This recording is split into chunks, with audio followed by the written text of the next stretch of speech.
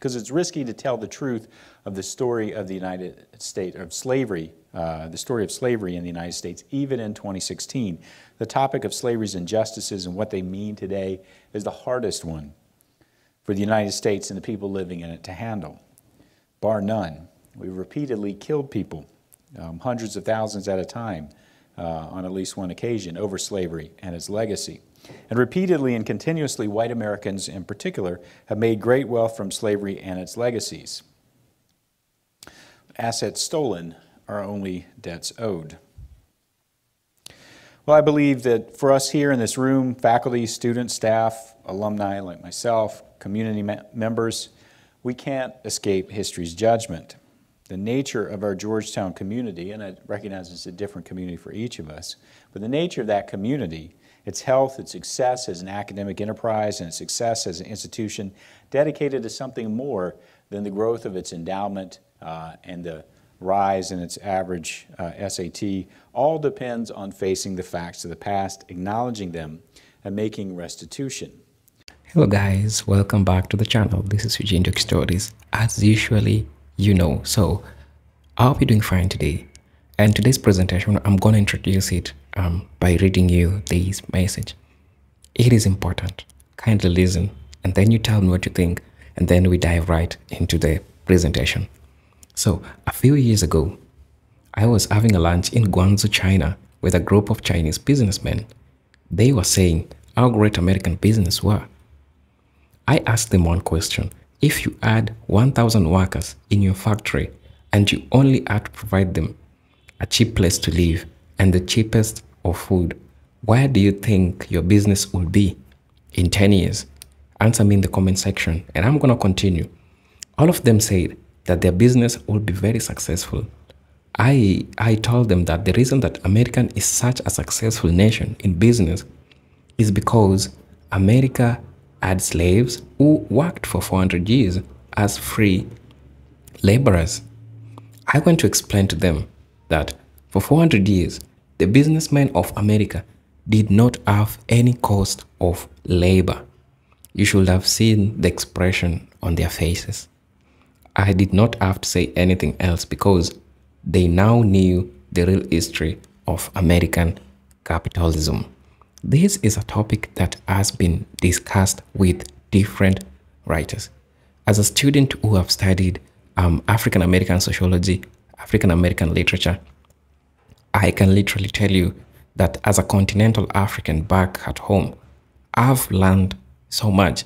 And sociologists, historians, people have discussed about the American capitalism feeding off from the blood, sweat of black people. And I know this is a topic which is multi-faced. Some people argue differently. Some people argue to counter that black people should not complain. They should complain because every development that we are seeing today, even the modern capitalism, the people who made some other group of people rich is the black people. And they did it because they worked as free laborers. For people who are trying to understand why is capitalism coming in this point, capitalism coming in this point is because capitalism itself is owning private property and reaping benefit of it. Imagine owning a private property, owning people, owning human beings as a private property and making them work for you as an asset. You see where capitalism started? It started long ago when black people used to work freely without payment. I usually don't like calling human beings as slaves. Generally, it makes me feel bad because they are my ancestors and they went through all of these things. So today's presentation, actually, the professor is trying to say that the history that we gave people, it will be used to judge us. The history will judge us, and the judgment day is coming. Why is the judgment day is coming? The judgment day is coming because people are getting to know the truth. People are coming out. People are saying the atrocities that they did. But I know I may not be speaking for all Black Americans or African Americans per se. But all I know is majority of African Americans or Black Americans want their reparation. They want their reparation because their ancestors worked for free, worked for 400 years, they were not being paid, and they were owned as private property. That is to make the matters worse. So I'm gonna kick this presentation, and I believe that we get to learn and we get to see a number of things from this presentation because it is really, really important for us to learn. And as a continental African, as I usually say, every day is usually a learning day to me. So there are a lot of things which happened, and I want us to go back, learn, and get to really understand what really happened during those days. And today's presentation is being given by a professor that I'm yet to find out is called Dr. Edward Baptist. In the year 2016, he had a talk about his book, The Earth Has Never Been Told, Slavery and the Making of American Capitalism. So if you haven't read the book, go read the book, go check out his works that he has done, because these people are coming out in the broad daylight to tell the truth.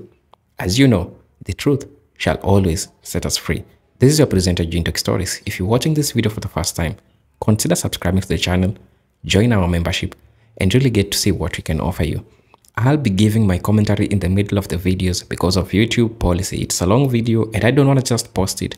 I want to do justice to the video by making a commentary. And I hope that you also find my commentaries so helpful to you. So let's kick off.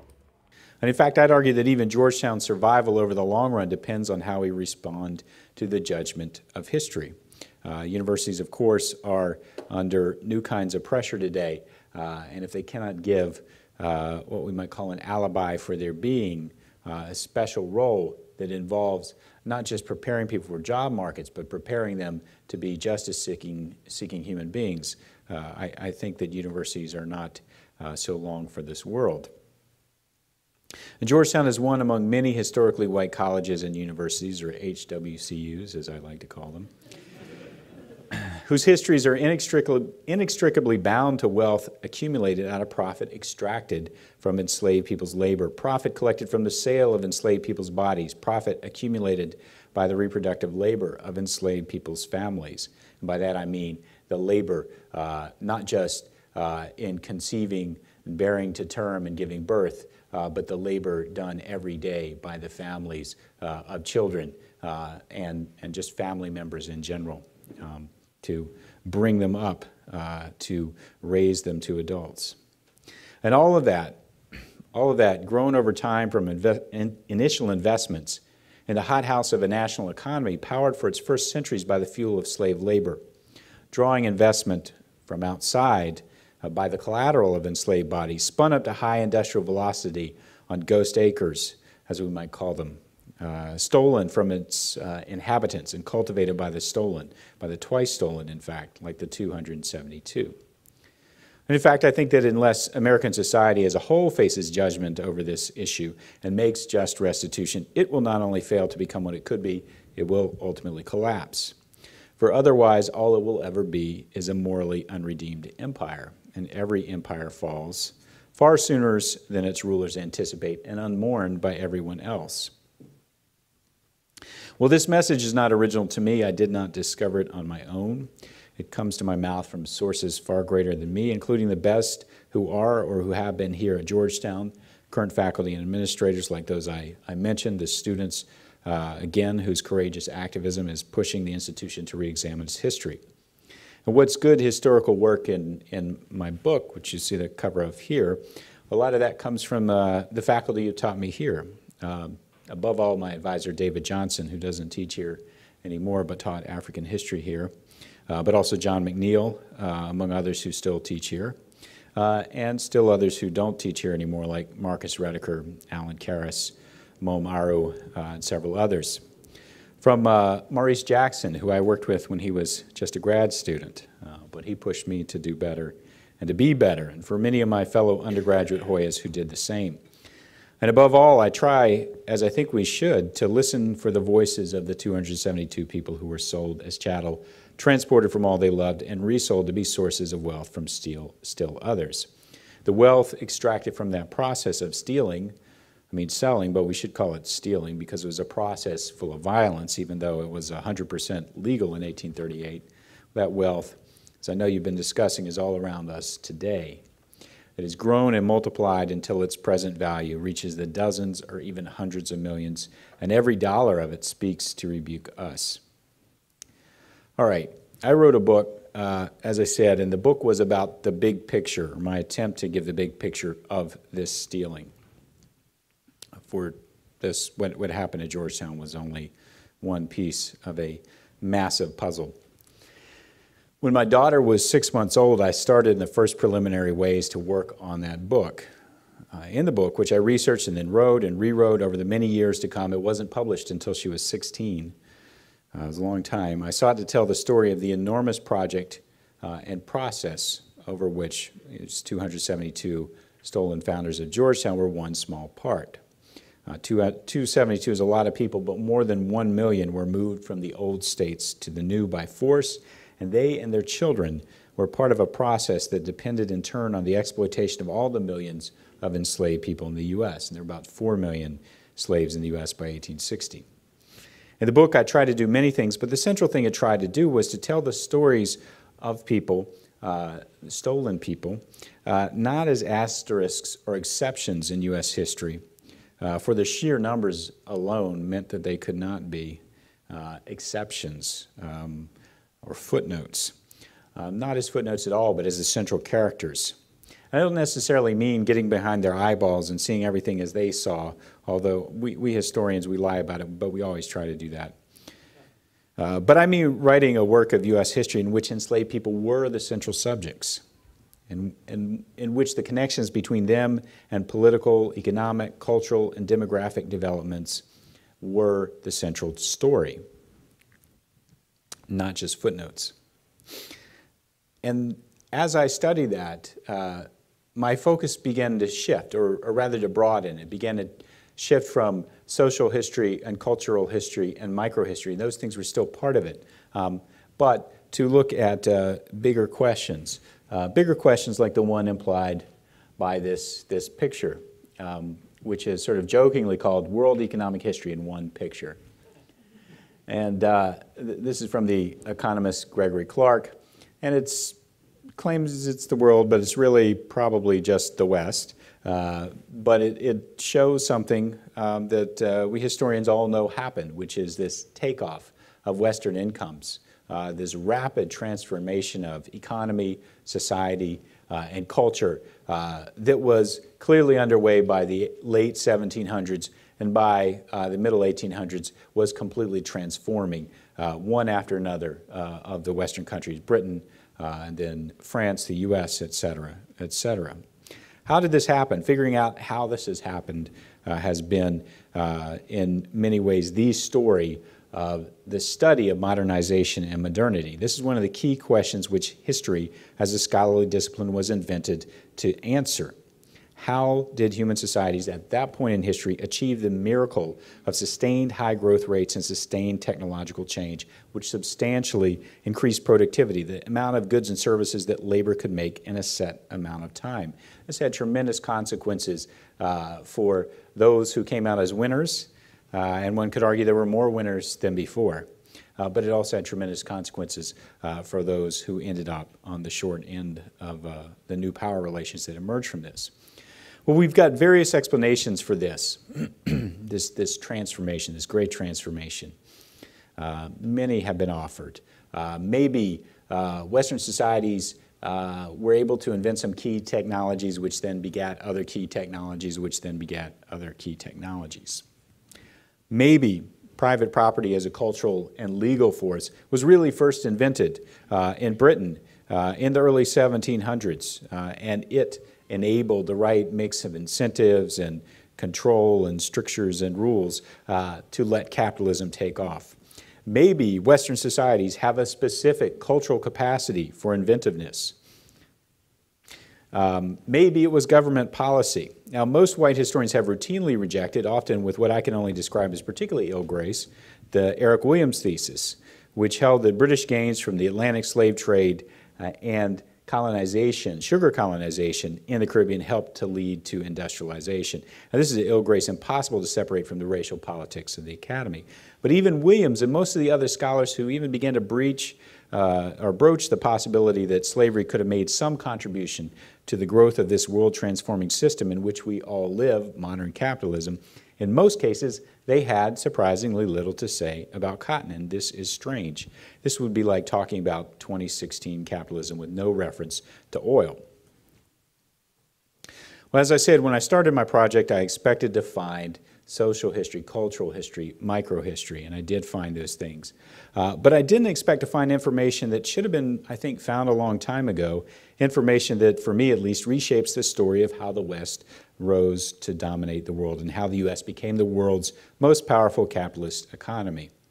I found this information first in stories like that of Charles Thomson, and this is not him on the left, that's William Colbert, but this is the front page or the title page of Thomson's 1872 autobiography. He was born in slavery, he escaped, he published a narrative about his life. This is one of our typical sources I think that we have to use when we study slavery in the 19th century South. There are about 100 of these autobiographies. William Colbert represents another source, another kind of source which I and many other slavery historians have used, the 1930s WPA interviews done with surviving formerly enslaved people. There are about 2,200, 2,300 of them. And none of these are easy to read for a variety of reasons. The more clear they are, the more harrowing the stories they tell. And then in other cases, they're conceived as a kind of elaborate dance with a white interviewer who cannot handle the truth. And yet, in many cases, pieces of the truth, I think, are offered. Well, Charles Thomson was born in Attala County, Mississippi in the year 1833.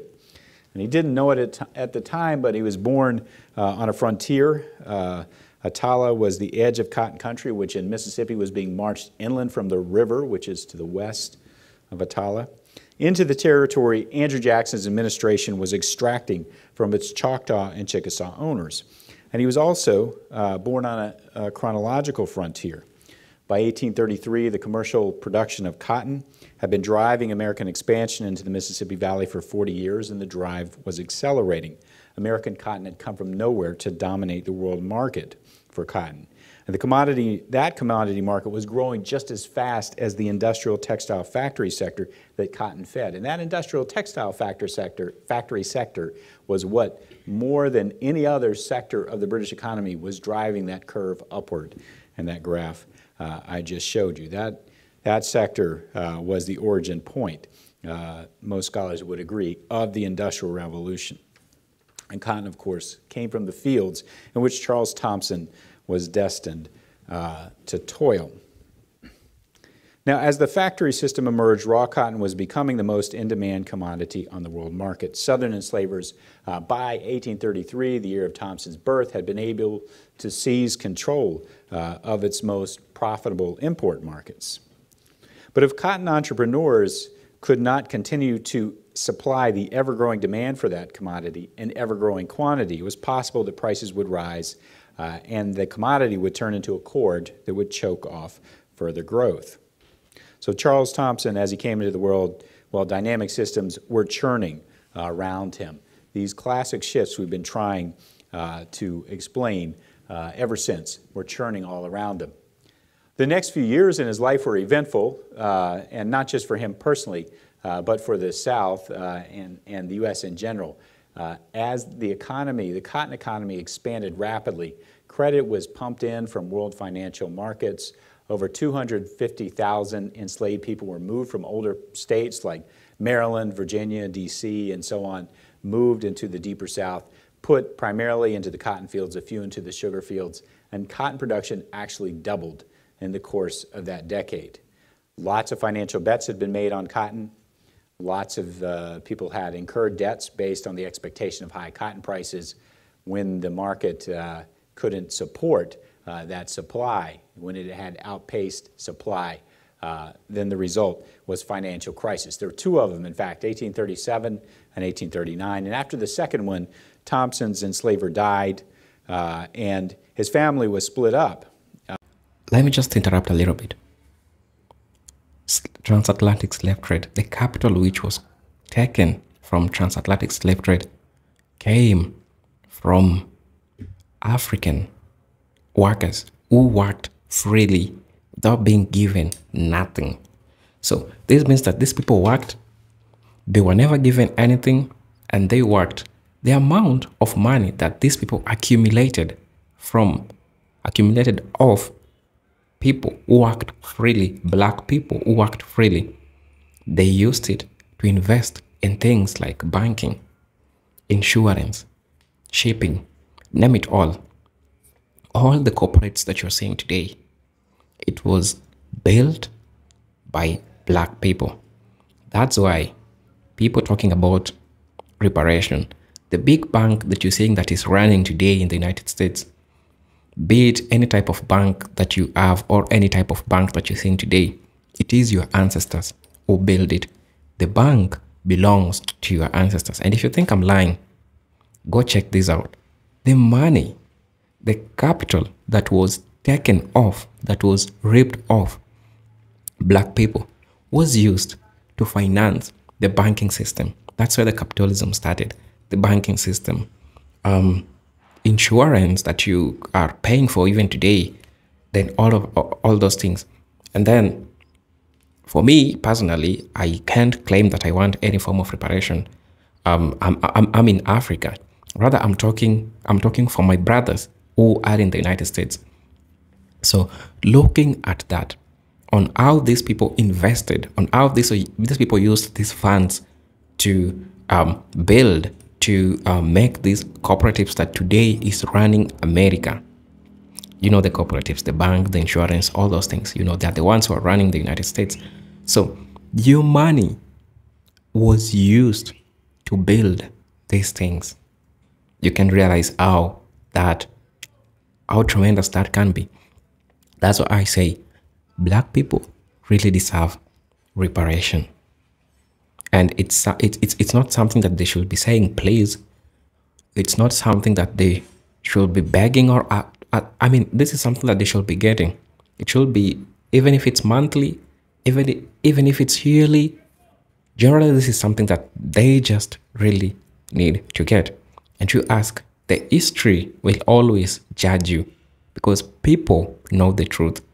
And we have intellectual people who came out to really find out that everything that you see is glowing was made by a sweat of a black person. There is a saying in Swahili that says, ukiona vielea, jua vimeundwa. I'll translate.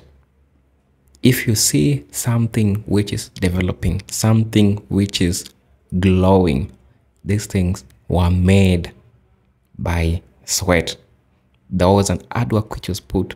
And which people did the artwork?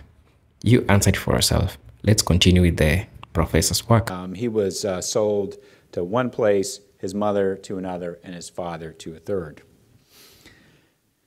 And so at the age of 10, he found himself in the early 1840s in a new place in Pontotoc County, Mississippi, at one of the 2 or 3 key crossroads of an enslaved person's life on the frontier where the world's most widely traded commodity was being made. And that was the first moment when he went into a cotton field. Young or old, Mississippi-born or migrant from the old states, that moment was a moment when many people remember they learned some new truths about what it was like to be enslaved.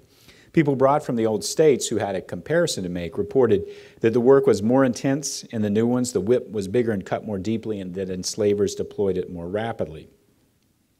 Even Thompson, who was born on the Mississippi frontier, still had to learn new things. And the thing that was always new was that he wouldn't be able to stop learning or actually reinventing himself. And let me explain what I mean by that. So after the invention of the cotton gin, we all know about the cotton gin, 1791, solves the processing bottleneck. Cotton picking becomes the bottleneck in the process of producing this key industrial commodity.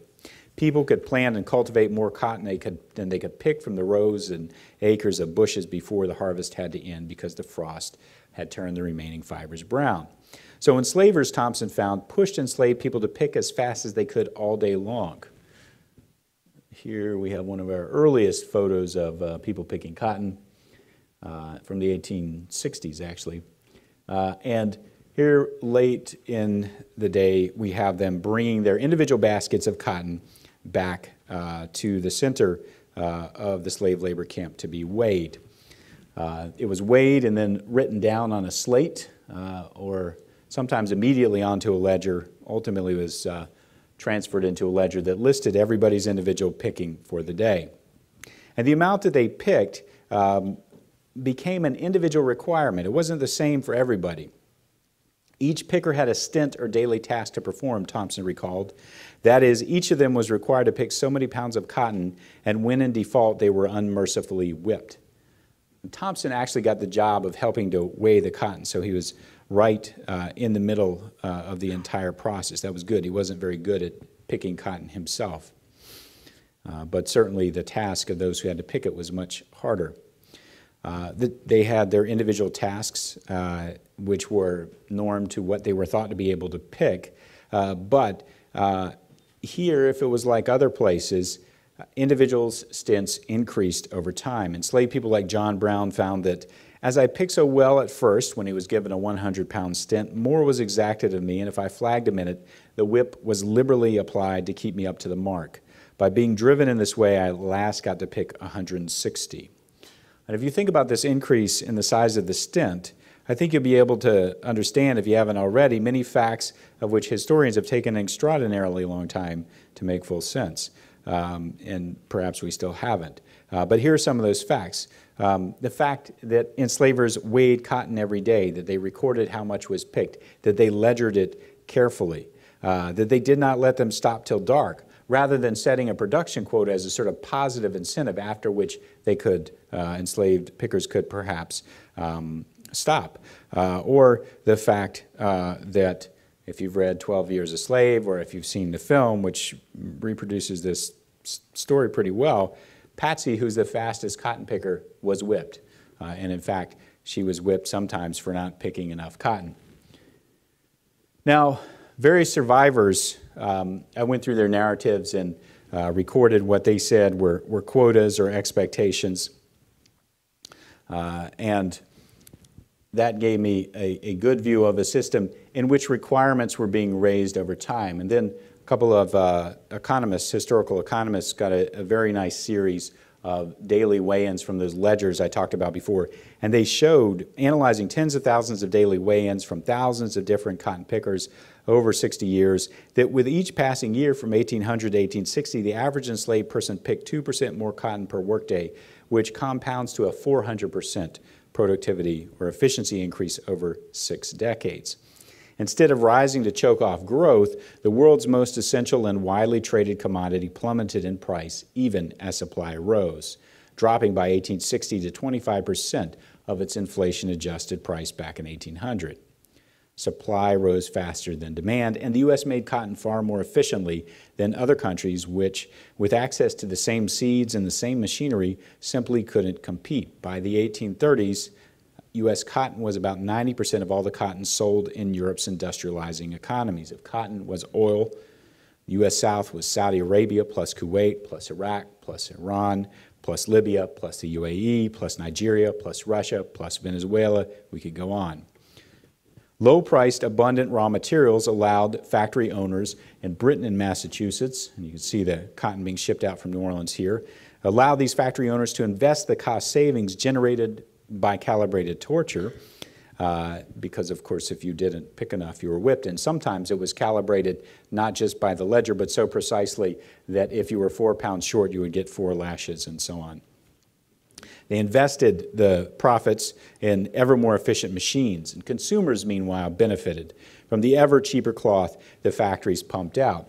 I even suspect that a good portion of the system of fashion as we know it today grew in no small part as a solution to the problem of cotton oversupply created by the whip-driven efficiency of enslaved African American stolen labor combined with the machine-driven efficiency of the factories. Consumers had to be convinced to buy more clothes, to throw away old clothes or put them aside as out of fashion sooner and sooner and sooner. People had to be convinced to wear different clothes every single day rather than wearing your work clothes all week long. Everybody benefited except those who made the cotton. Now, those who made the cotton were tortured to make it ever more efficiently. And that's how their creativity was stolen, their days and years were stolen, their survival was stolen with that hanging over them.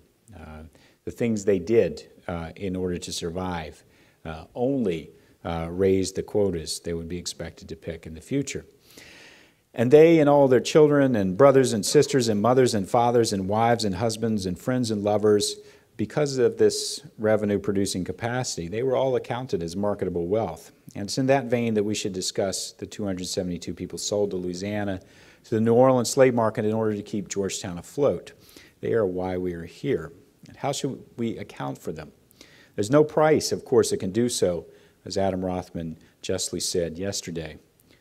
But it remains true that the financial returns from that sale have been very lucrative over the years. How lucrative? Well, when newspaper stories try to interpret their value to Georgetown today, the 272 are often given a monetary value equal to the inflation-adjusted 2016 equivalent of their 1838 sale price, $3 million or $4 million, for instance. Now, in this era, our own era, many of us are finally learning, sometimes with the help of Thomas Piketty, sometimes through harder kinds of experience, even harder than reading an 800-page book. Many of us are finally learning what the wealthy already know about wealth, which is wealth is revenue, profit, income accumulated over time and stored in many forms so that it grows of its own accord. Often faster, as Piketty reminds us, than the growth of the economy as a whole. University endowments are vast collections of wealth that represent the invested savings of donors and others which have in turn grown with, but faster than the economy. Wealth grows over time, is invested in many ways. It has grown over time here at Georgetown. It may very well be that the university would not exist at all without this sale of people, but even if Georgetown had been flush when it made the sale, it would have invested the revenue in some way or other, even if not in a life preserver. In buildings, faculty salary, financial aid, stocks, bonds, it doesn't matter. All are financial choices that generate returns. And these can be hard or impossible to price with precision, especially since this particular financial choice yielded not just revenue but survival. But one handy yardstick would be to simply price the monetary value of the revenue from the sale of 272 enslaved men, women, and children by what that revenue would have earned as a cash investment. And we're told the sale was made for about $115,000, I believe. And even at a fairly basic level of a 4% average return over time, the growth till today will yield, I think, $123 million. What if Georgetown had bought all the rest of the land in the neighborhood of Georgetown? What would that cost today? What would it have cost then? I think they could have got it for $115,000.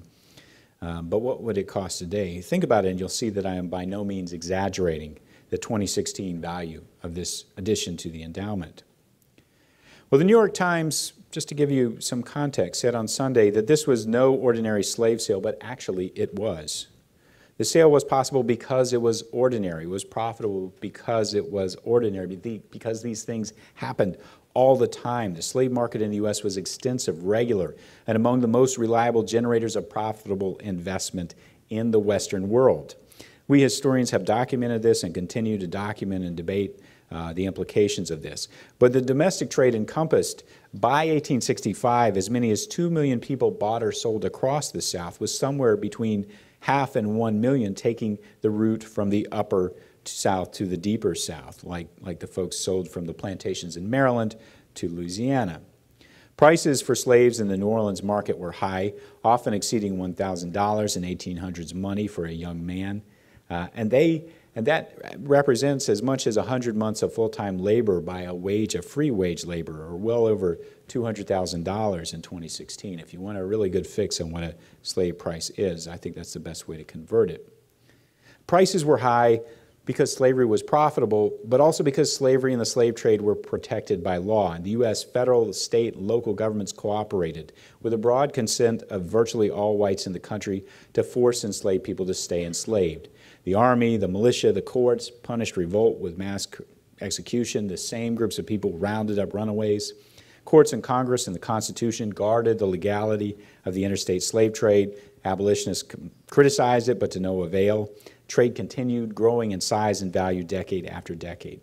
These same forces reliably ensured that enslaved people were treated as property, that one could sell them, could hold them and prove title, mortgage them, that investors could collect slices of the revenue they generated by work or reproduction, that they could be insured against loss, that the government would protect the rights of property holders against theft and false claim.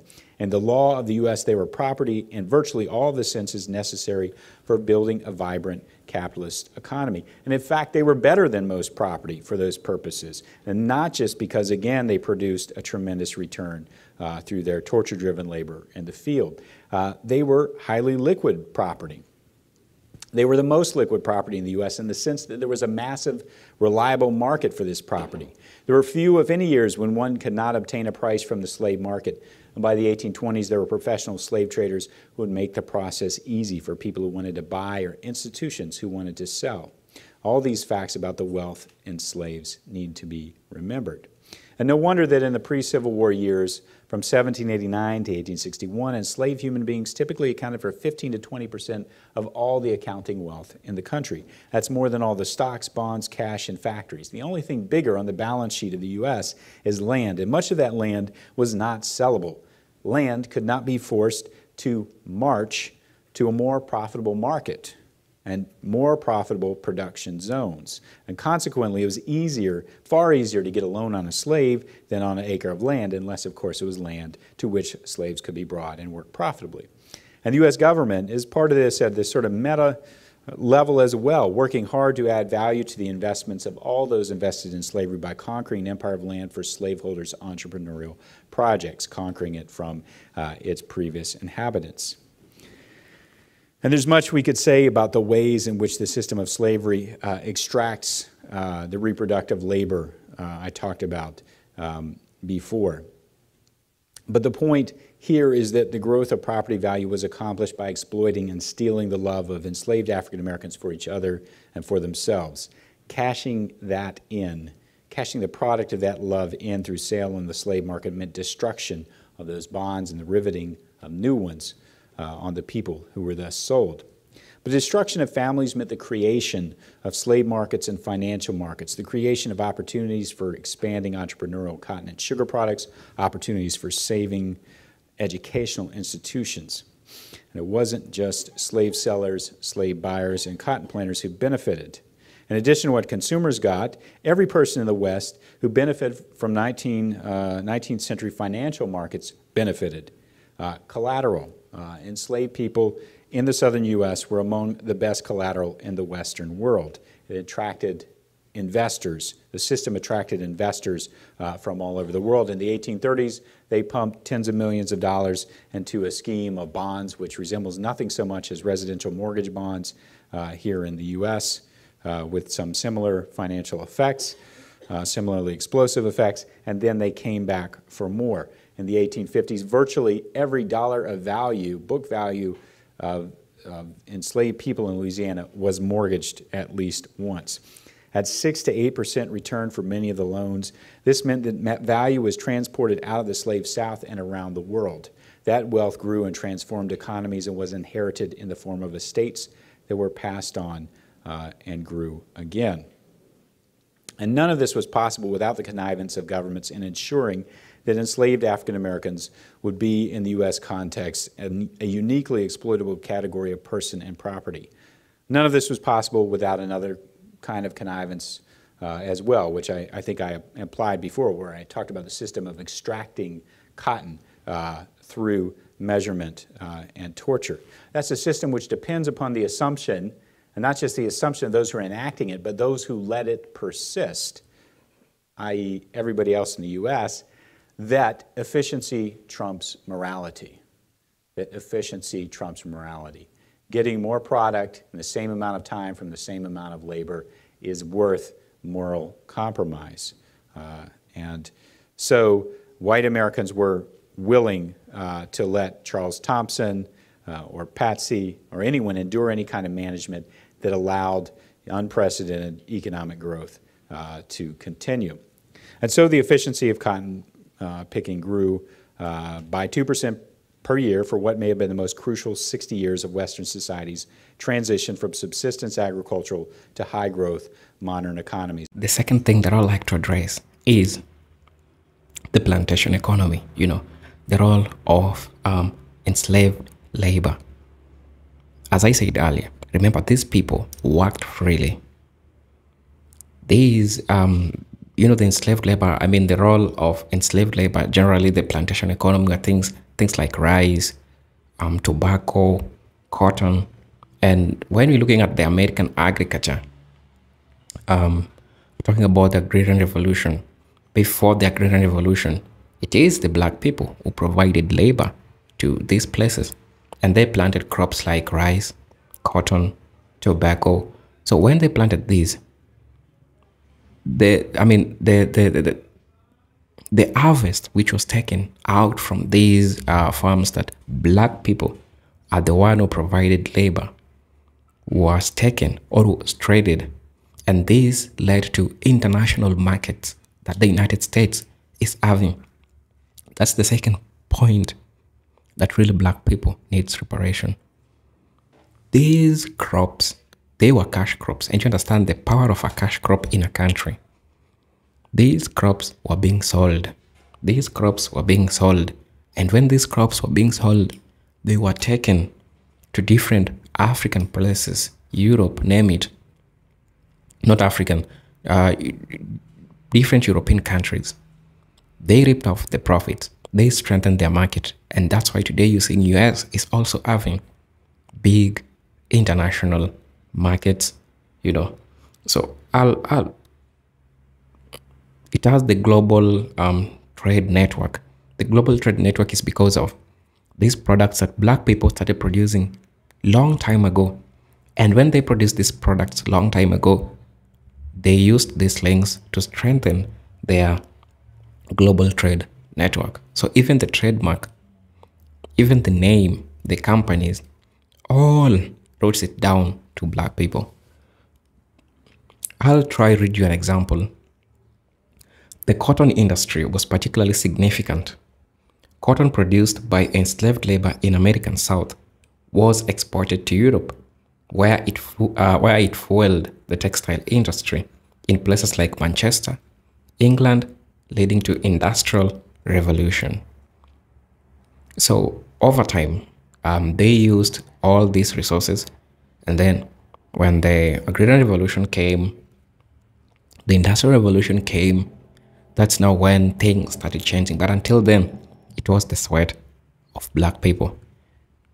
Trust me, because even the Industrial Revolution, it is these black people who worked in these factories to provide labor. We like to think that this industrialization process was produced by clever inventors, factory workers, and captains of industry. But American cotton made by slaves was the key raw material of that industry. And millions of people were moved to slavery's frontiers. They were exploited in multiple ways by financial markets and by enslavers and by cotton markets.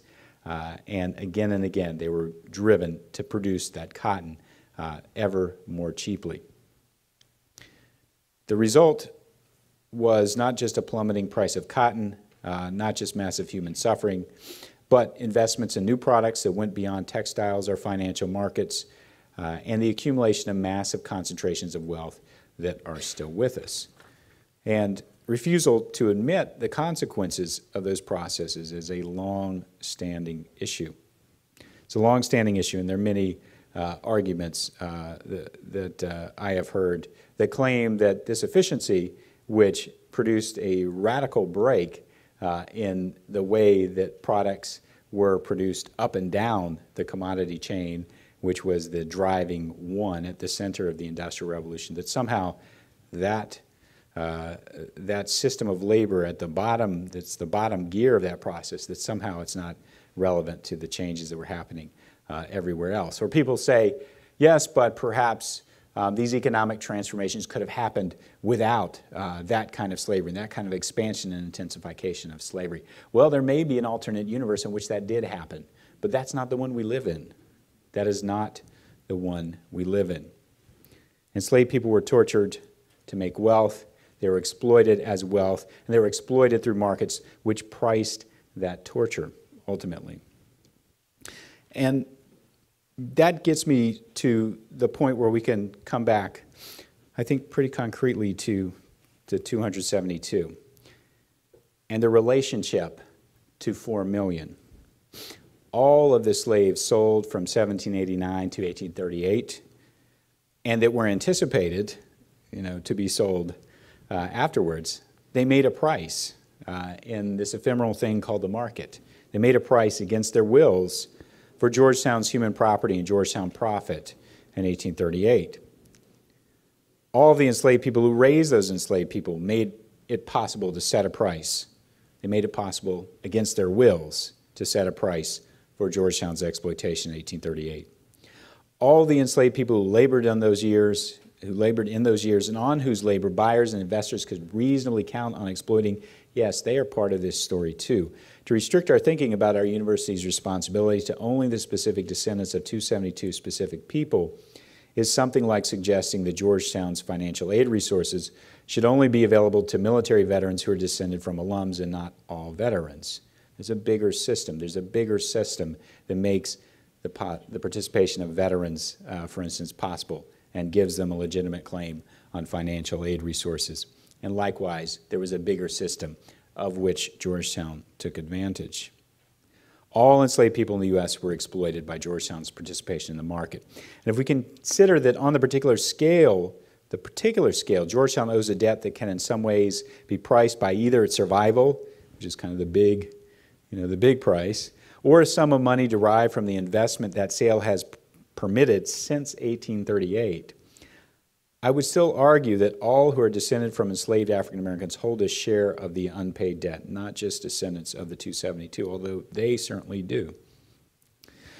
Well, we have connived at not repaying in this country for too long in every sense, and there are all kinds of excuses for not doing so. In fact, to investigate all the excuses would be to tell a whole long story, history of white racism in the United States. Slavery wasn't profitable, slavery wasn't good for black folks would waste the money, most of the money is gone, no living person benefited from slavery. The last point is nonsense, particularly, as if wealth was not inherited from generation to generation, as if investments shrunk rather than multiplying many times in value over the last 2 centuries since 1838. And if investments grow, think of what happens to unpaid debts. I guarantee you pay a higher rate on your mortgage loan than you get on your savings account. Debts only grow faster over time, and in many ways, slavery's debt has only grown over time. It is bigger now than it has ever been. It gets bigger every single day. We wait to start redeeming our debts. The debt for the nation seems enormous, beyond measure. Not even a Vermont socialist with wild hair can think of discussing it as a possibility in public policy. It seems beyond measure, and surely it is beyond measure in the moral and spiritual sense, perhaps even in the financial sense. But here at Georgetown, we have an opportunity to address a specific harm that was committed by our institution's agents for the benefit of this institution, a benefit whose value over time has grown exponentially, a harm from which I have benefited, and many other people in this room. Not all aspects of that harm can be addressed financially, not even the greater portion. Not all the harm can be addressed, I'm sure, by human actions, and certainly not by the kinds of which I could provide any accounting. And I even grow skeptical about, and not to cast shadow on the work of the committee, but I even grow skeptical about reconciliation as a goal. That seems like something far down the road. and that has to be achieved through different processes. But I recognize the will is good. But ultimately, the way I see it is that there's justice and truth on one hand and denial and injustice on the other, and even if the justice and the truth is incomplete, it seems that the choice is pretty plain. Here at Georgetown, we've used that money for over 178 years, and at the very least, we must put it back. Those who deserve it are those denied their inheritance by slavery and its legacies. And therefore, as one Georgetown alum, no more, no less than that, I call for the establishment of a fund in the university endowment to the amount of the 1838 value of the sale of 272 men, women, and children to Louisiana, multiplied by a reasonable annual return on that money to the date of the full and complete establishment of that fund. So in other words, not till April 20 or 19 or whatever day this is, 2016, but the day when the fund is fully vested. I suspect that could not be less than $100 million. The return from that endowment, I would propose, would be used to pay the full cost of attendance for students descended from Africans enslaved in the United States for the reasons I just explained above. And I would suggest Georgetown allocate those scholarships with both merit and financial need in mind. And I, for my own part, as just one alum, should that become a possibility, I would insist that this money not be taken from financial aid that's already in play, that's already in use. That the 100 students, if that is the number that can be funded per year, that they be 100 students who would not otherwise be attending Georgetown.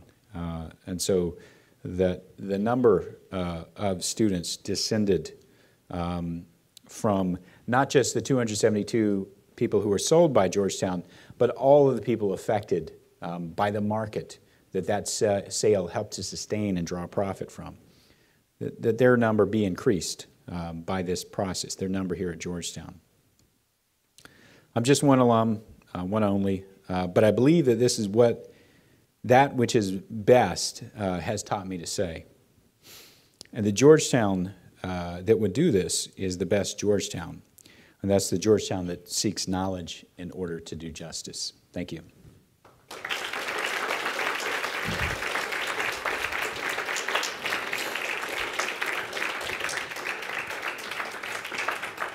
Thank you. Thanks. Thank you very much, Professor Baptist, for that incredible talk. So we're now going to transition into a brief moderated discussion. So I'd like to take a moment to introduce our moderator to you all. Maurice Jackson is an associate professor of history here at Georgetown, a 2009 inductee into the Washington, D.C. Hall of Fame. He was appointed by the mayor and the Washington, D.C. City Council to serve as the first chair of the D.C. Commission on African American Affairs.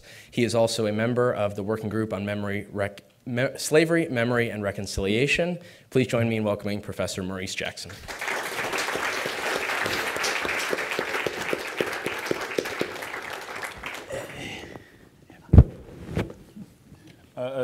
Thank you, Connor.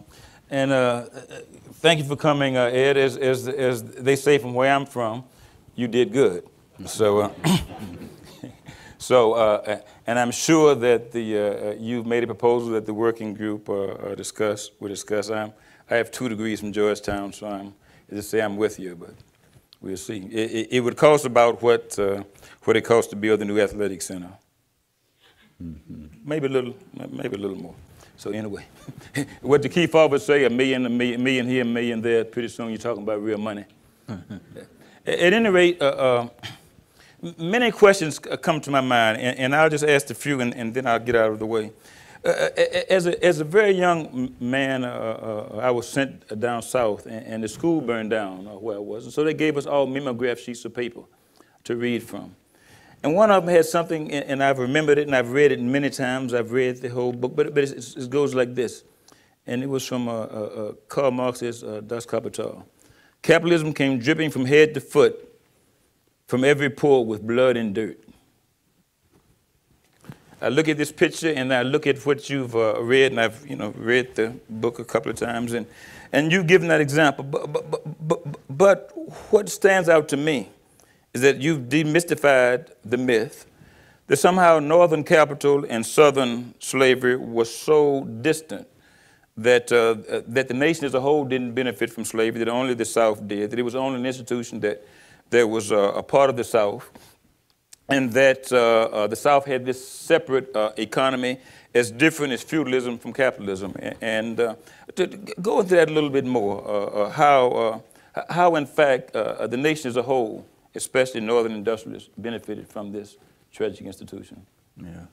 Well, specifically, the connection is very, very tight because perhaps even more than the case of British industrialization, northern industrialization starts with cotton textile factories that are 100% dependent not just on raw materials from the South, but on making a relatively low quality product, which was then sold to the South, specifically to be used by enslaved people, so-called Negro cloth, who were too busy working in the cotton fields, the sugar fields, and other endeavors to spin and weave their own cloth, which they would wear. And so they are a literally captive market, protected by tariff policy, right? Protected by tariff policy, sustained by the labor.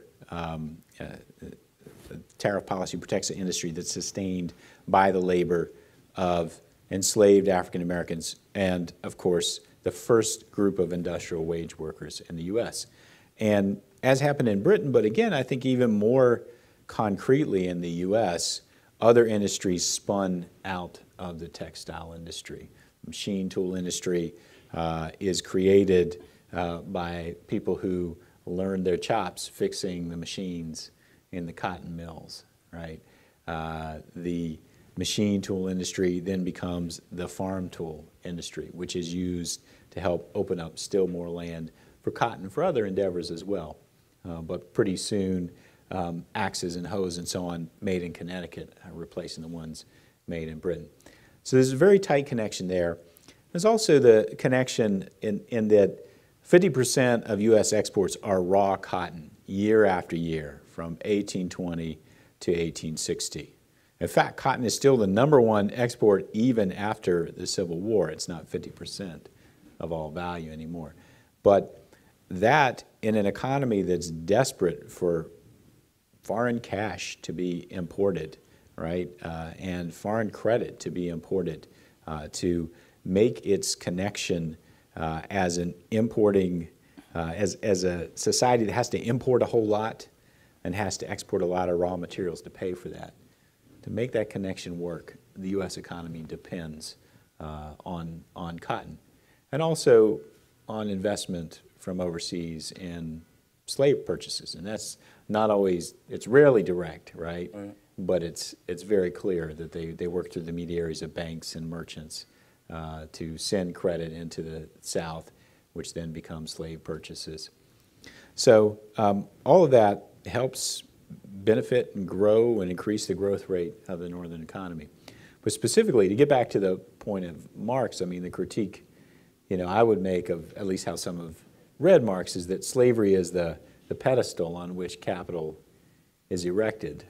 But the slavery that takes place in the 19th century South, and I think not just in the 19th century South, I think you see it in 19th century Cuba and Brazil for sure, is something that is so closely tied to the market and takes on as many of the values of the market as do the factory owners. Different values of the market, but values of the market.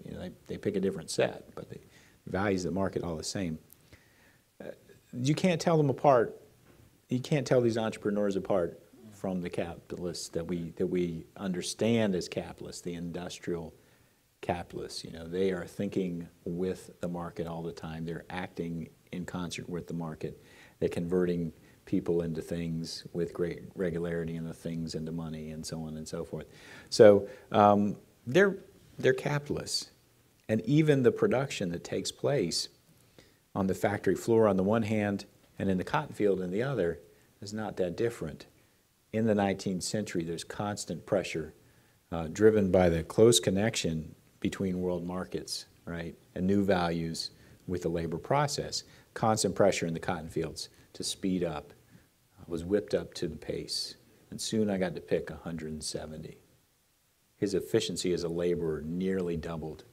It took 60 years for American slaves to increase their efficiency of cotton picking 400%. It took 40 years, these are 40 years we know because we've got them measured in some history of the textile world. Took 40 years for British spinners who take that cotton and turn it into thread, right? So they can be then woven through mechanical looms. They're using machines, but it takes them 40 years to increase their efficiency of labor 500, 600%. They're in the same order of magnitude. You know, thank you. You talk about the development of the cotton gin and while it increased, you know, productive in one hand, it didn't pick the cotton, it didn't take the seeds. But in one section, and there are many beautiful sections of the book, one section that I particularly like is well, like that is bothering you. Talk about the pushing system. This is the drive for more profits, the drive for more, the accumulation of capital. But as you talk about the pushing system, to make a person go beyond what is reasonable to go, at the other hand, you talk about Patsy. And Patsy is a woman who has learned to pick cotton so efficiently. And somewhere you compare it to a pianist, and I think, man, as you play the piano, you play in one hand, you're playing one tune. I don't know if anybody saw the new movie on Nina Simone. And not the new one with Saldana, not that one. You stay home. Don't see that one. The documentary. Huh? The documentary. The documentary. What Happened, Miss Simone. What Happened, Miss Simone. And you see her playing, and you can tell she's a genius. Because she's playing one tune in one hand, singing, and another tune in another hand. As I saw that, I thought of Earl Gunn, but I also saw Patsy. Here's a woman who she hadn't conquered the system, because she could, but she has figured out something. She's figured out a way to freedom. And you tell many stories about that. And I would like for you to just give example of how slaves, even with and you speak of all type of violence and things, many figured out a way to try to beat this. Because as you start in the book, you say that 10% of all slaves on continental slave ships involved in some type of mutiny, some type of rebellion. So here you're talking about day-to-day resistance, and I think often we don't hear enough about it. So why don't you tell us a bit about how Patsy and others figured this out? Yeah. Well, it seems to me from talking to people who picked cotton in the 40s and 50s and then also reading what's in the accounts, that as the demands got higher, it became imperative for many people, if they wanted to meet the demands, to pick with two hands and to pick with two hands independently. This is really, really hard to do. Most people are not really ambidextrous. Most people can't learn to play the piano as well as Nina Simone. I don't believe. I think. No, she's a genius. Yeah, you know. Bona fide. Lots of people can learn to play the piano Absolutely. if they put the effort into it. But I think there are levels that, you know, just are not going to be reached by many people at all. And of course, it's really complicated. If you got a Patsy out there in the cotton field, and she's picking 500 pounds a day, and most people are struggling to pick 200 pounds, then she's got a kind of complicated relationship to other people, right? There. Now they've got their individual quotas, and they're struggling to meet them. I have no doubt that they would look at somebody like a Patsy and try to pick up a couple of her tricks. Now, of course, that just doesn't end the constant demand for higher and higher production. She's suffering from that as well. But it's the cotton picking in many of the accounts it's referred to as what I would interpret as a dissociative experience, right? And I've had to do this kind of work before, you know, where your mind just has to go somewhere else because it's so incredibly boring and physically kind of hard. But, you know, the extent of time for which Patsy had to do it is quite different, obviously. And to go into that dissociative place, but at the same time know that you're doing something that's elegant and amazing, right. Nobody can do it. Nobody, but you can do that. That's creativity, right? It's creativity, but it's creativity that is stolen completely. right? And ultimately held against her. You know, she's held up against it and found wanting when she doesn't pick that much. So it's very, I mean, in a way, that's a metaphor for a whole lot of artists' creative experience. Right. Again, it's not necessarily slavery, but the kinds of exploitation we've had of artistic creativity in this country, particularly of African Americans. It's in a sense, it's a replicated pattern. You know, cotton picking, playing music. These are different things. I acknowledge that. Exactly. But the will to exploit, right? Yeah. That is there in the dominant society in both cases. Day-to-day resistance, like running away, is of course everywhere, right? But it's something that I talk about, but I'm now working on a new project that focuses on runaways. And Adam Rothman's on the board of this project that I'm working on with a couple other scholars to try to collect all the runaway slave ads in one database. And I know he got some of his students to run through our pilot version. Mm-hmm. And I think it's really a powerful experience for students to encounter those in the role of a historian, right? You're trying to make sure nothing is missed from this document, and you're trying to read into it and see whether or not there's something you think of as resistance going on there. So I think that's that's a very exciting project for me to talk about. I won't go too far off on that. Yeah. And lastly, before I turn over, you go into great depths about violence. There's the violence of Potter, who I think his name is Potter, who castrates his wife's lovers. There's the violence of a man who takes takes a young girl who's 15. There's the violence of inventing new type whips, which I didn't know. You invent a new whip to whip somebody harder, to make them work harder. There's the violence of men against their wives. There's the violence of people against the Word of God, spiritual, the religious code. And everywhere, it existed at a certain point that how in the world did were white people able to survive with all this violence and believe that such a system was right? What kept that together? You speak about it, but it's something there it's something even more than profits there. Mm-hmm, mm-hmm.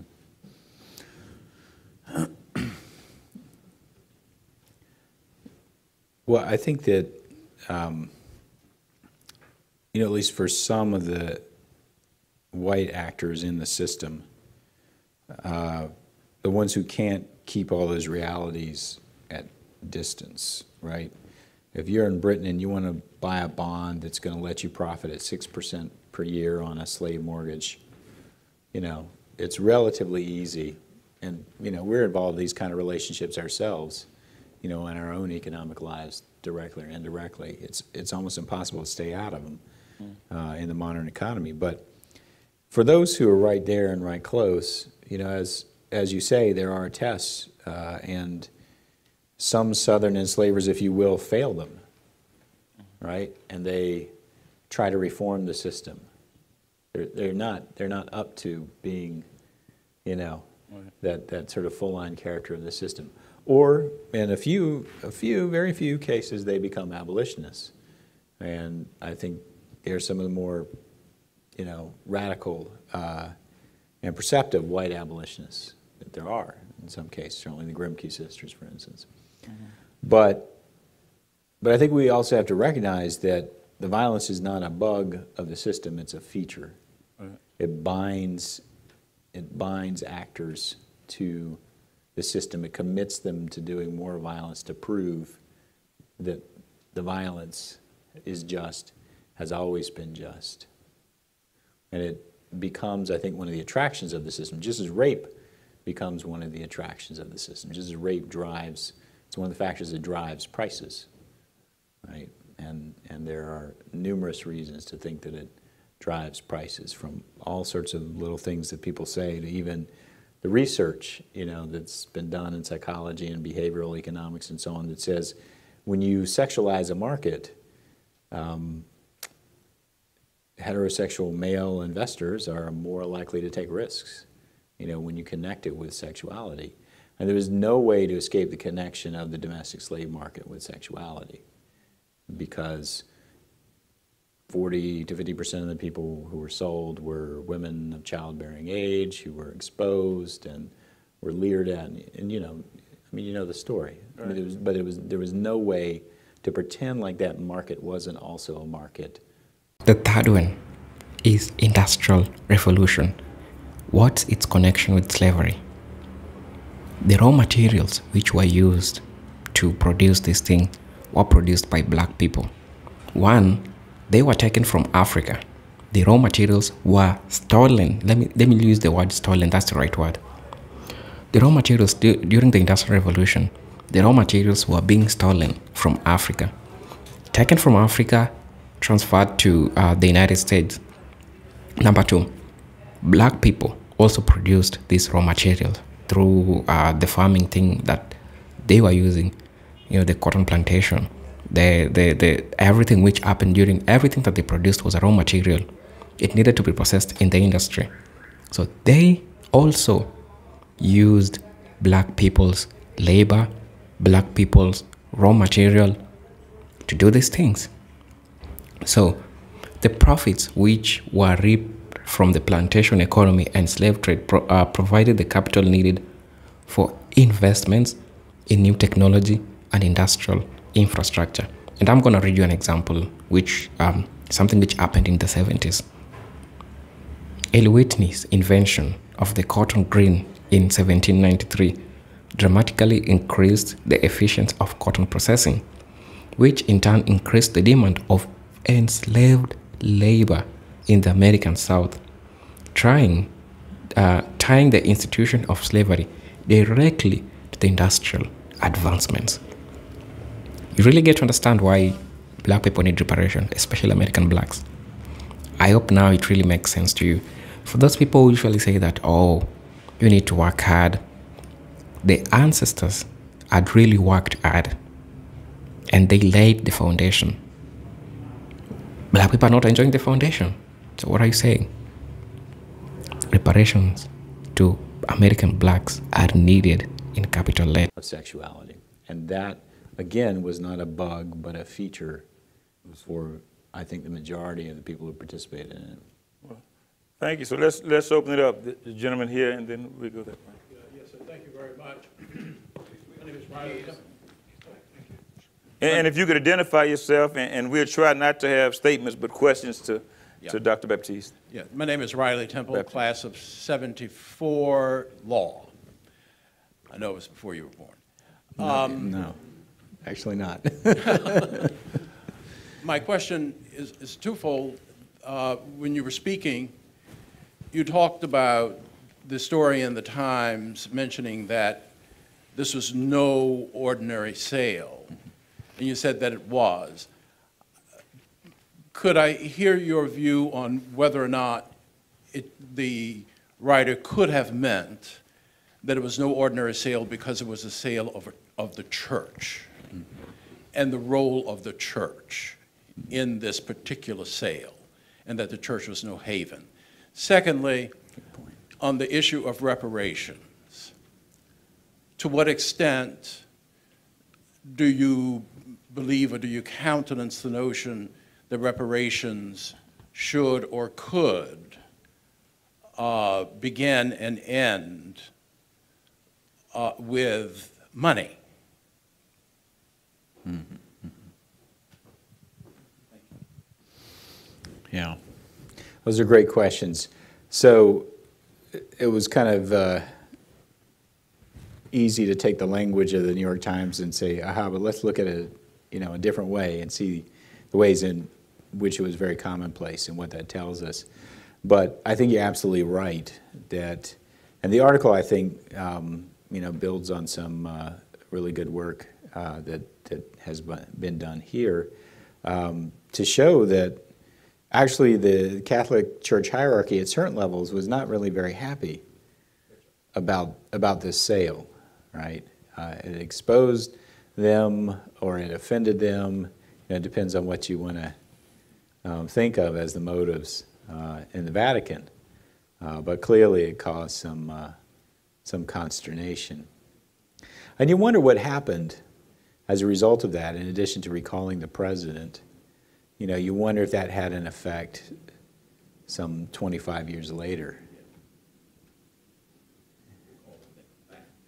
Right, well, and sending a president who had been born in slavery to become the president of Georgetown. I mean, you'd like to think that was somewhere a part of the Vatican's decision. Because my understanding is that the Vatican wanted him to be president. Yeah. Yes, sir. Oh, yeah. I didn't. Oh, I'm sorry. Just the second half of the question. Now, reparations, of course, can't. It can't end with money, but I think there's a lot of great social science work that shows that although there are certain aspects of racial stigmatization that affect people's life prospects and all kinds of ways that are not wiped out by the stigmatized person having lots of wealth, there are other things that are lessened, where the effect is lessened, and where the realities of being able to buy houses and start businesses and pay for education and create new institutions, where these open up in the context of our society, which is a capitalist society, which is structured in certain ways, where access to wealth makes a huge, huge difference in the life course of individuals and in the life course of their descendants. So that I think has to be a key part of it. There are lots of other components, I suspect, to any definition of reparative justice. And sometimes, one of the things that troubles me the most is the idea that doing reparative justice, doing acts, reparative acts, is going to lead to a sort of sea change in how the affected party sees the party who's profited from the historical events. That's not necessarily so, and it's especially not necessarily so if that's seen as one of the conditions, one of the sort of prescribed outcomes. That's the way that forgiveness works. You don't prescribe it to, if you're the guilty party, you don't prescribe it to the forgiver, So anyway, yeah. Yes, right there. Yes, sir. Yes, hi, my name is Bob Eager. I'm a Georgetown Law graduate, 1981, and I'm head of the Own Your History Project nonprofit here in town. I want to focus on the religious aspect again. I have an ancestor who was from Vermont, educated at what is now Hamilton College, was a Baptist home missionary, was sent to Mississippi in 1841. By 1845, he was pastor of a church near Natchez, where planters attended. There's no documentation about how, and his sons fought for the Confederacy. To me, that's a metaphor of that period. I'd be interested in your thoughts and observations. I have no documentation about what went on in his head, how he was able to make that transition, but it seems to me there's it's a kernel of our history. Yeah. Well, I think there's two elements, or two ways in which I think it's symbolic of some facts of U.S. history that we don't necessarily like too much, but we haven't figured out how to deal with them effectively. The first is that there's lots of Northern involvement in the South, right? Eli Whitney was from the North, and he was one of hundreds, maybe thousands of well-educated New England college grads with little prospects in the pre-industrial revolution New England, and all the pulpits are filled by old guys who are never going to leave. So what can they do? They can go down to the South and teach as private tutors, or maybe set up a small academy, because that's where the money is. That's where the money is in the early 1800s. And it went from that to a generation later, Northerners moving specifically to become cotton merchants, specifically to become cotton planters or both, which was, pretty common.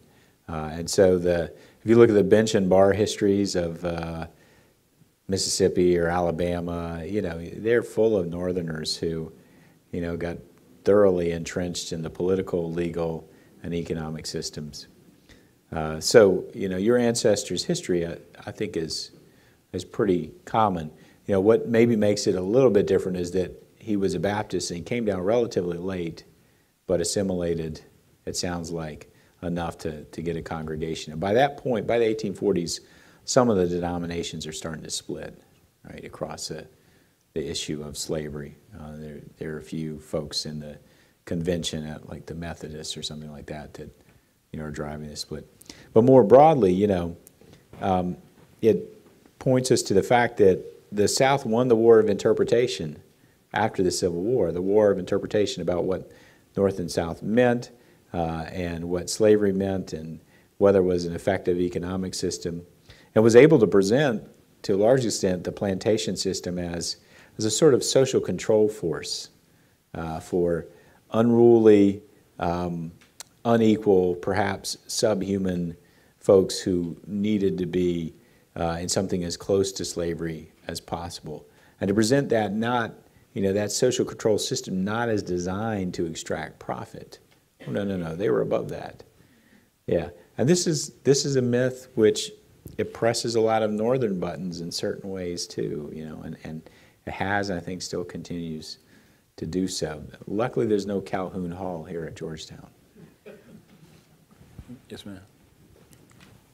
Hi, thank you. I really enjoyed the book.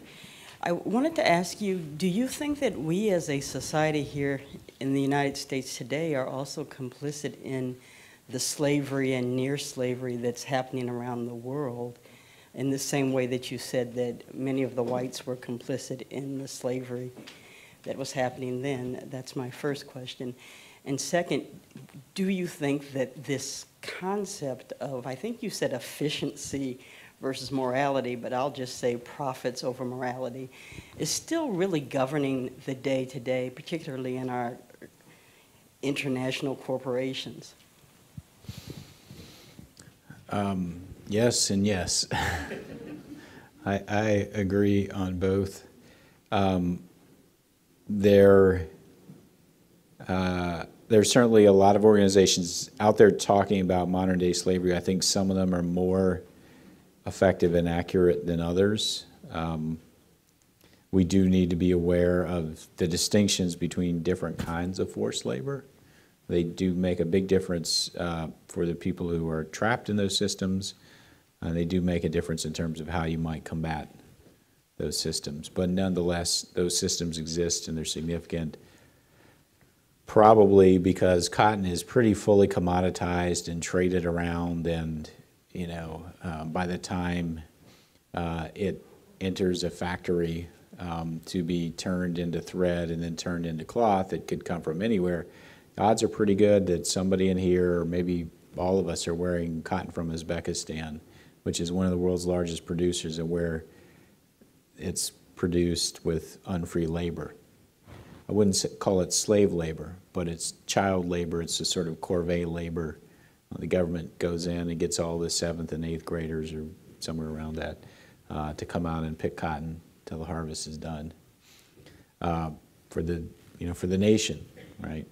And then you have situations which, without the sort of legal structure that the massive, powerful United States, and we've always been taught the U.S. had a small state apparatus, but when you include the apparatus for managing slavery. It's a big, big state, actually. That massive state doesn't exist, for instance, in Eastern Congo and Western Rwanda, where people are under conditions of forced labor, conditions of high violence, conditions they're only subject to because they are from other groups, that have been identified as vulnerable to these kinds of forced labor. They're producing this stuff that's in our cell phones and our jewelry and so on and so forth. And so, yeah, we're complicit. We are. And we need to find ways to deal with that. We do. Yes, ma'am. There's a young lady there. Hi, my name is Pamela Escalante. I'm an undergrad at Georgetown. And this is like a follow-up to the question previously posed. So throughout all of your presentation, which I really look forward to reading your book, I kept thinking about an industry that we're all complicit in because we all eat food, and that is the agricultural industry within the US, where, just to set some context, the average farm worker, which is a euphemism for produce picker in the US, who picks around, like in the tomato industry alone, 4,000 pounds a day, makes $40 a day, so around a penny per pound that he or she picks. Also relating to the sexualization, 8 out of 10 women who work as farm pickers will experience sexual assault. You had a call to action here within Georgetown, which I thought was phenomenal. But this exploitation is still happening in the US today. So what mechanisms, what institutions that go beyond policy, because the policy is already in place, like paying somebody $40 a day for a full, more than 12 hours a day of labor is already illegal. And it's not just embedded into the system, it's very obvious that this is happening. There's documentaries around it. What needs to be done to end this? Because it happened in 1860, it's happening in 2016. And although they're getting paid, to say that $40 a day for 16 hours of work is far from slavery doesn't seem fair. Yeah. Great question. I come from a university which is a land-grant university, Cornell. It's probably the third that was established with a Morrill Act. It doesn't mean it's one big ag school, but even all of it has the mission of doing what we do for the public good. But that spun out two different ways in terms of the policies that are advocated by different branches of the ag school. You've got one side that's fighting for the farm workers, and you have one side that is very much on the side of agribusiness and seeks not only to find the right chemicals and the right machinery and so on and so forth that will produce a perfectly packable apple, etc. Maybe it'll be square soon. But I bet that would taste great. But also fights institutionally against the fight for farm workers. So it is a struggle. What I can, and it's a struggle to get policies implemented that are actual policies. They're on the books, right? But the thing the message we can take from this history is that even the actions of the powerful have consequences. I mean, they have really powerful consequences for those whom they exploit, right? And those are the folks who get take the greatest impact and have the greatest losses. But eventually, the system doesn't work, right? Judgment does show up. And you can look at that religiously or spiritually, or you can look at it in other ways as well, right? The ways in which having that much power, treating people as resources out of whom more efficiency has to be extracted all the time, leads you to make mistakes, sometimes leads you to become the next part of the next layer of people who aren't being efficient enough, which I think even in the U.S., even some professionals today are experiencing that. They're not experiencing it in the same way that Charles Thompson did, but it's very destructive to their lives. It's the same, but it's the same machine, the same sort of thought machine, rolling forward, eating every place of work it can. And more broadly, you can see this idea that everything is okay if it increases efficiency, and the really enthusiastic application of the principle of comparative advantage that the IMF, the World Bank, the WPO, et cetera, that they've implemented pretty much by force on a whole host of developing countries, really stopping development projects begun in the 50s, and we can argue about whether they were good or whether they were bad, but they were certainly better than what followed, which was forcing countries to open up their entire economies, shrink everything down to virtually all their employment down to low added value labor jobs. Of course, it's hard to be the country that pays its workers the least, right? Which means that jobs are always going to be moving to somewhere else, right? So there's a constant struggle to extract more wealth and more efficiency at a cheaper price from the workers in your country, because otherwise these companies will pick up and move. So it's a truly horrific idea, and it's a truly horrific set of processes that we're enmeshed in. Yes, sir. My name is Corey Young, and I'm a PhD student in the U.S. History Department, U.S. History here at Georgetown. And I was just hoping you could speak more about the demographics of the domestic slave trade that you describe in your book, and more specifically, the desirability of transported children on cotton plantations. Yeah, that's a really good question. So abolitionists criticized, and survivors unsurprisingly criticized, the great propensity of the domestic slave trade to break up families and send preteens, teenagers, and young people to the other side of the country, where they'd never see their family members again. And slave owners, they tried to justify themselves in various ways. They denied that this was happening, although it was obviously happening. They claimed that they were very reluctant to separate families that were sort of whiter than other families, and the field hands, they didn't really care so much about family attachments. These were the claims that slave owners made. And Louisiana, even fairly early in the game, I think around 1820, passes a law that says children under 10 can't be sold away from their mother. I found lots of cases where that law was violated, and an 11-year-old is, still pretty young. But again, this is a situation it's depicted as a flaw by critics of the system, and it's something that, because they're living in a primarily Protestant Christian nation that has a certain idea of what the ideal household is, and it should be this warm, effective place, and children should not be separated from their mother, and so on. Because that idea is there, slave owners get defensive, and that's true.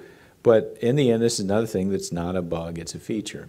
Because if you want to take people and remove them from traditional systems of labor, they're probably learning how to do from their father, from their uncle, or from their older brother. Not just learning how to do the labor, but how to have some control over the labor in the tobacco fields, or cradling grain, or working in a blacksmith shop. Maybe teaching you things the slave owner didn't know you knew, right? Couldn't do himself, right? They were teaching you how to have a little power over the system of production. They take you, the age of 12, let's say, ship you to the other side of the country, put you with a bunch of people you don't know, after you've basically been chained to a whole bunch of other people, some of them much older and more frightening than you.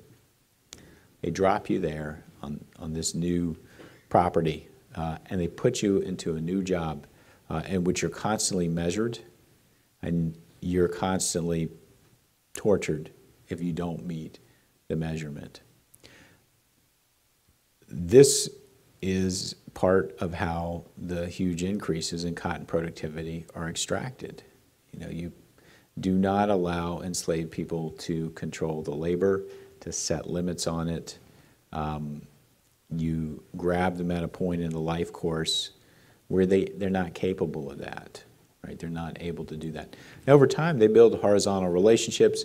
They find fictive kin, you know, whether it's, you know, a bunch of guys deciding that they're brothers, or somebody, you know, who's older, and I've run across many cases of this, adopting people who remind them of his or her own children, and they struggle back towards having some control, and you see this constant struggle, you know, played out in things like rules that say you can't put cotton in someone else's basket.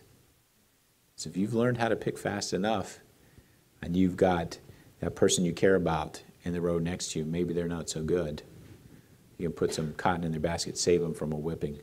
The overseer doesn't want that to happen because he wants to know exactly how much you can pick, exactly how much they can pick. They want those relationships to not exist. So there's constant pressure on those relationships.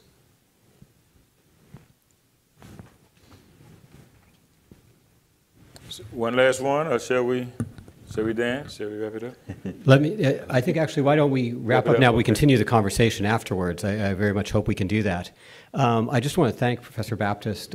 You began reminding us of that scene in Luke, you know, the prophet going back to his home. And I think you have been a prophetic voice here for us today, helping us see the extreme moral gravity of the questions we're dealing with. And they're ones that we knew, but you shed new light on them.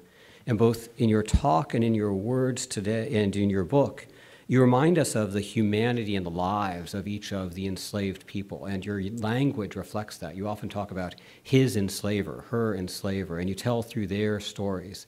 And that's inspired our vision, I think, in an important way here. But equally importantly, you came back down to facts and figures and numbers that we need to contend with. There is a real debt here, one that is measurable in some ways, immeasurable in another, but we need to confront the measurability too. And you've named those things in ways that move our conversation forward. We could not have asked for a better contribution at this point. So thank you very much for being with us. Thanks for coming out. I appreciate it. Thank you. Welcome back to the channel. I'm sorry for the interruptions in the middle of the video. I had to do that because of the YouTube policies.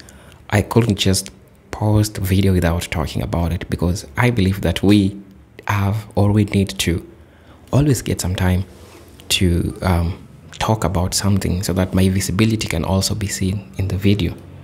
So I'm going to continue from the fourth point. Remember, I said things like banking, things like insurance, they came, and we are seeing them today as a result of the work of black people. Now listen, talk about financial institutions, right? Development of financial institutions, banking and insurance. Financial institutions, including banks and insurance companies, played critical role in supporting the slave trade and plantation economies. These institutions financed slave voyages and insured slave ships and plantations. It's like these corporates were doing an investment. The investment is, I'm going to finance, you go get some slaves in Africa, you go get some workers, sorry, not slaves. I really don't like using that word. You people go get some free workers in Africa, bring them, let them work for us, you know. So that's what they do. And the profits that these people will reap, we will get. So it was like a business, because, you know, imagine, just like I introduced the video, imagine having 1,000 workers who you are not paying. You're just giving them food to get the energy to continue working for you.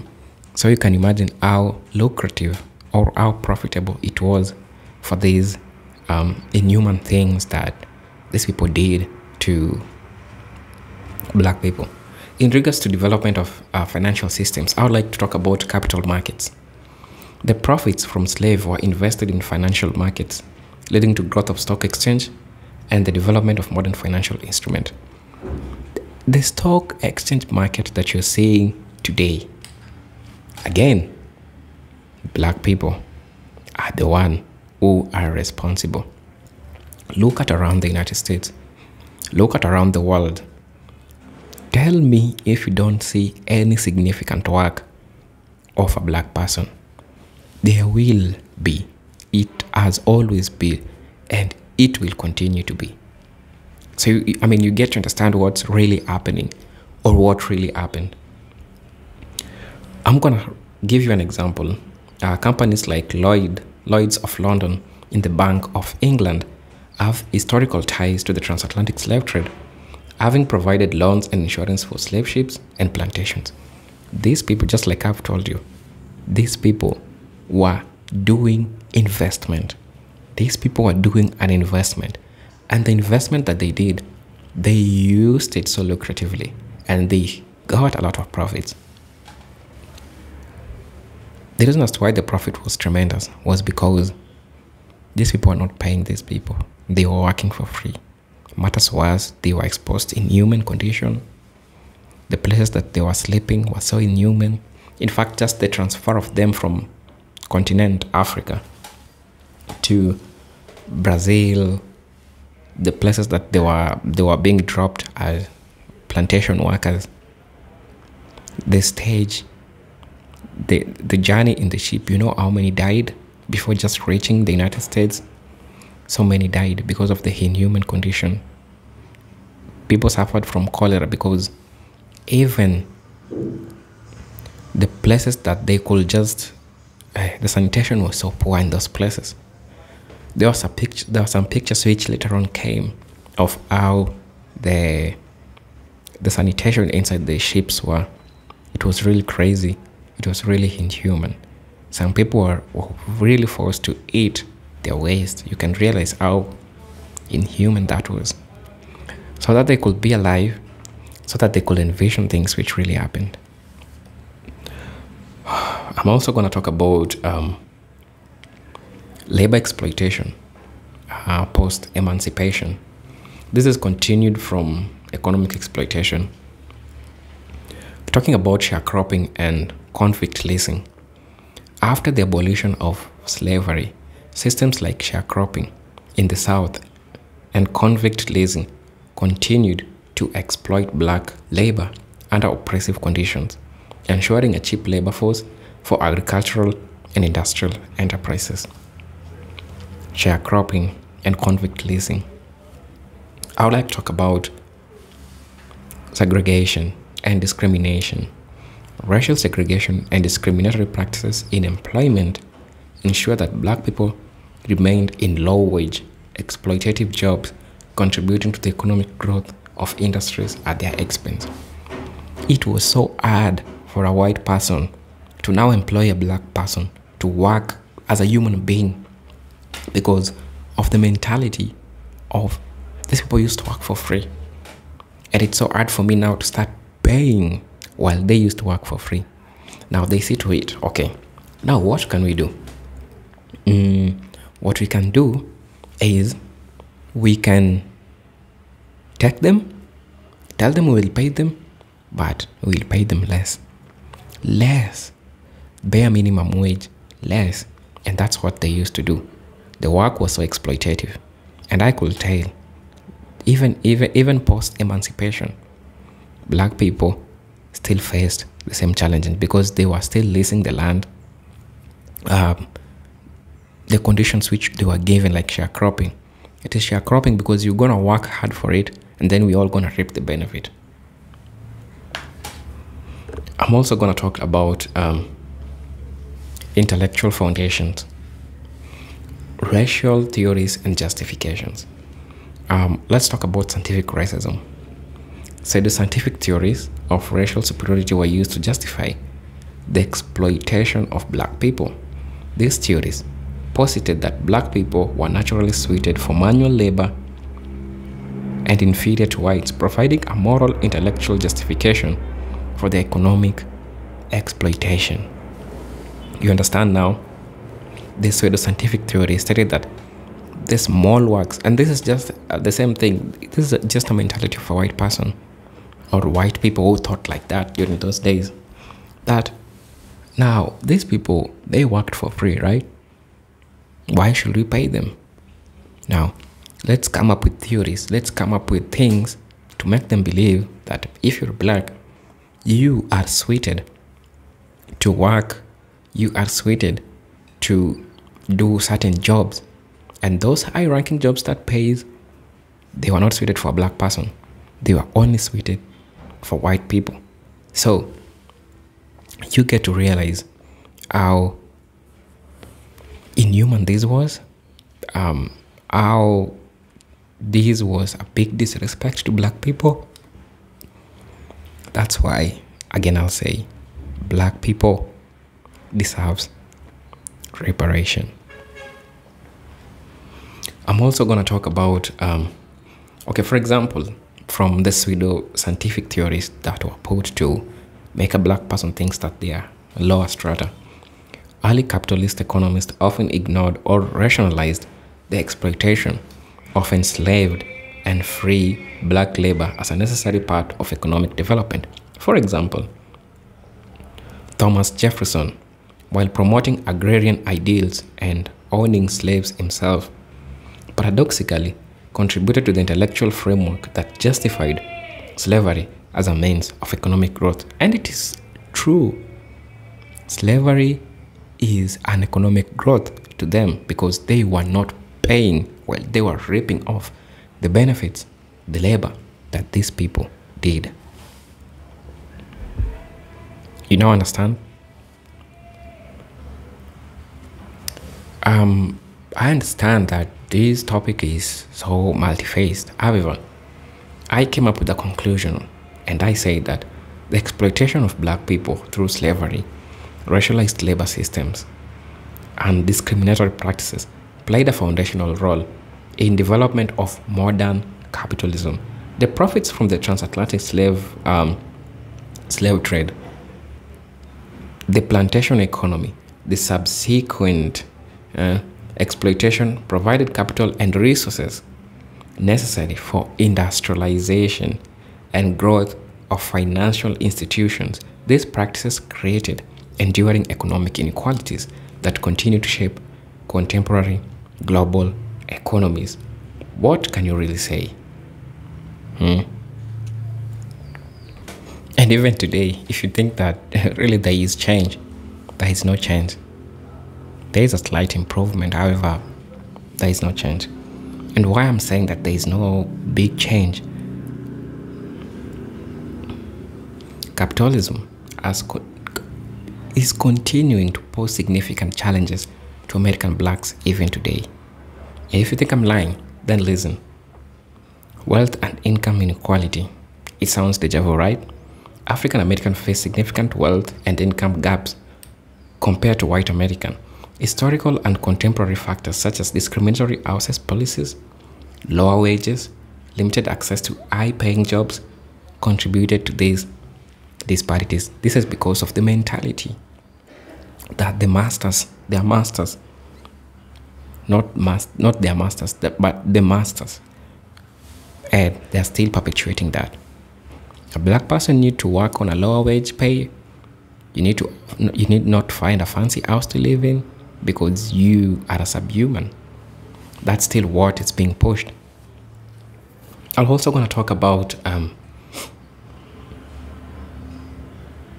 okay, let me just give an example from what the research that I did.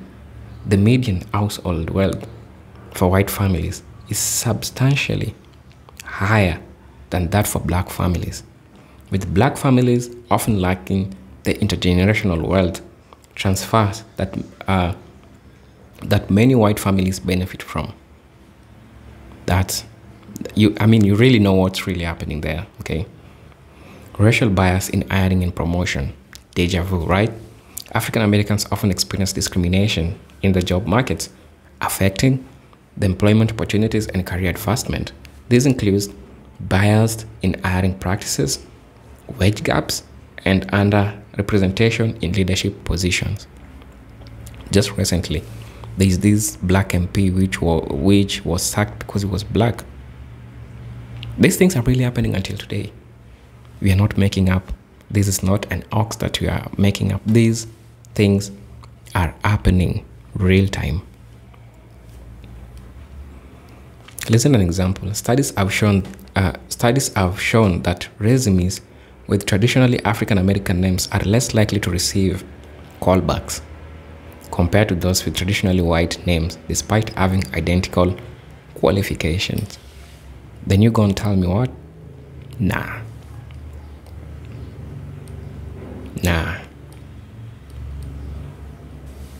Criminal justice system, I don't want to go there. Health disparity, I don't want to go there. You know. You really know. Predatory lending and financial services, this is crazy. I think I'm going to talk about this. African Americans are likely to be targeted by predatory lending practices, including high interest payday, loans, and subprime mortgages. These practices trap individuals in circle of debt and either wealth accumulation. For example, in the 2008 financial crisis, African American homeowners were disproportionately affected by subprime mortgage lending, leading to high rates of foreclosure and financial loss. This is what these people are doing even in Africa. The IMF, the World Bank, those are predatory loans. And you gotta do what they want, you know, because you have no otherwise. You literally gotta do how they want. Talk about gig economy and job insecurity. Precarious employment, the rise of gig economy and temporary work as disproportionately affected African Americans, who are more likely to be employed in low-wage, insecure jobs without benefits. The employment instability exacerbates economic vulnerability.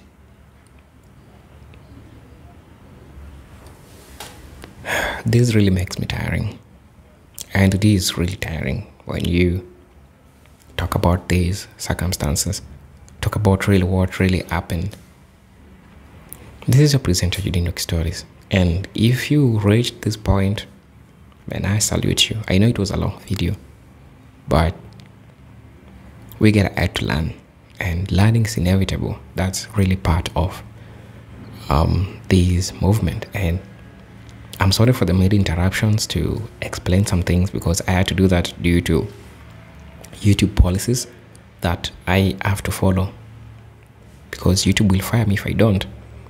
So I hope that we all get to learn. And if you're watching this video for the first time and you reach this point, consider subscribing to the channel, join our membership, really get to see what we can offer you. Until then, this is your presenter, Eugene Stories. Peace, love, and harmony. Salute.